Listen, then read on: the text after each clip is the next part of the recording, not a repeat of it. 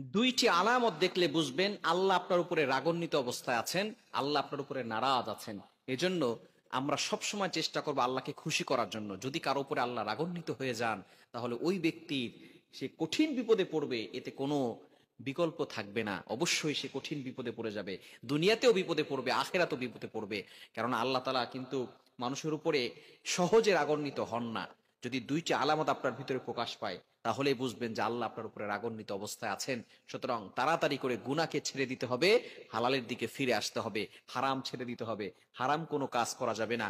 খাঁটিভাবে আল্লাহর কাছে তাওবা করতে হবে যে আল্লাহ, আমি যেই গুনাহগুলো করেছি তোমার কাছে সঠিকভাবে তাওবা করছি, আর কখনো এই ধরনের গুনাহের কাজ করব না। কি কি আলামত? নাম্বার 1, 1 নাম্বার হচ্ছে আমল যতই করে আমলে কোনো স্বাদ পায় না। এরকম কিছু মানুষ সমাজ আছে না নাই? অনেকেই বলে হুজুর আমলে কিন্তু স্বাদ পাচ্ছি না।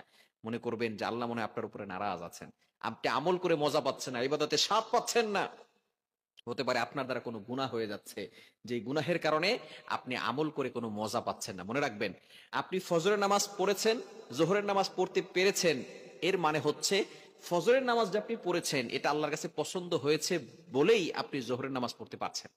আবার জোহরের নামাজ পড়ার পরে আপনি আসরের নামাজ পড়তেছেন, তার মানে হচ্ছে আপনি জোহরের নামাজ যে পড়েছেন এটা আল্লাহর কাছে পছন্দ হয়েছে বিধায় আপনি আসরের নামাজ পড়তে পারছেন। সুতরাং আপনি ফজরের নামাজ পড়ার পরে জোহরের নামে আর কোনো খোঁজ খবর নাই, এক জুমায় নামাজ পড়েন, পরের জুমায় পর্যন্ত মাঝখানে আর এক ওয়াক্ত মসজিদে ঢুকেন না। সুতরাং অনেকে আছে জুমার নামাজও পড়ে না, শুধু ঈদের নামাজ পড়তে যায়।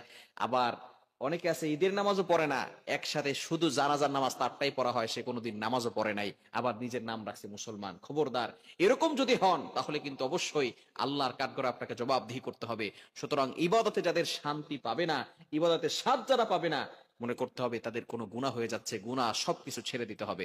দ্বিতীয় নাম্বার হচ্ছে খুবই গুরুত্বপূর্ণ বিষয়, সেটা হচ্ছে যাদের কোনো জায়গায় শান্তি মিলে না, কোনো জায়গায় বরকত থাকে না, মনে করবেন হয়তো আল্লাহ তাআলা আপনার উপরে নারাজ আছেন। এজন্য সকল গুনাহগার ছেড়ে দিয়ে সাথে সাথে আপনি আল্লাহর কাছে তাওবা করবেন। আল্লাহ পাক রব্বুল আলামিন সকল বিপদ আপদ থেকে কিন্তু আপনাকে হেফাজত করতে পারেন।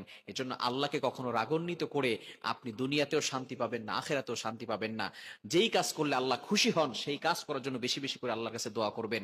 5 ওয়াক্ত নামাজ পড়বেন, নামাজের পরে এই দোয়া করবেন, আল্লাহুম্মা আইন্নি আলা যিকরিকা ওয়া শুকরিকা ওয়া হুসনি ইবাদাতিক। এই দোয়াটা বেশি বেশি পড়বেন, তাহলে দেখবেন ইবাদতে স্বাদ আসবে, ইবাদতে মজা আসবে।